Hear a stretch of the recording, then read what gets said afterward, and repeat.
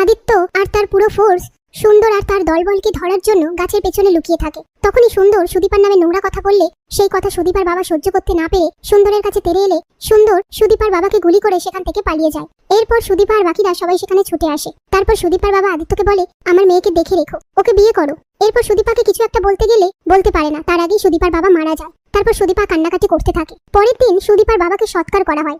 এরপর সুদীপা তার বাবার মৃত্যুর জন্য আদিত্যকেই দায়ী করে। তারপর আদিত্য সুদীপাকে বিয়ের প্রস্তাব দিয়ে ভাবনা চিন্তা করতে বলে সেখান থেকে চলে যায়। এরপর সুদীপার পিসি সুদীপাকে বোঝায় আদিত্যকে বিয়ে করার জন্য। তারপর সুদীপা আদিত্যকে বলে, আমার বাবা চেয়েছিল আমি ডাক্তার হই, আমার বাবার স্বপ্ন পূরণ করার জন্য আমি আপনাকে বিয়ে করব, কিন্তু আমি আপনার স্ত্রী হয়ে থাকতে পারবো না। এই নিয়ে তারা কথা বলতে থাকে। এরপর আদিত্য সুদীপাকে কিছু একটা বলতে গেলে সুদীপা বলে, আপনি কি বিয়ে থেকে পিছুপা হতে চান? তাহলে আমি সুযোগ করে দিচ্ছি। আদিত্য বলে, আমরা অনেক দূর এগিয়ে গেছি, সেখান থেকে আর পিছুপা হতে পারবো না। তুমি আমার দায়িত্ব, তোমার প্রতি আমার একটা কমিটমেন্ট রয়েছে।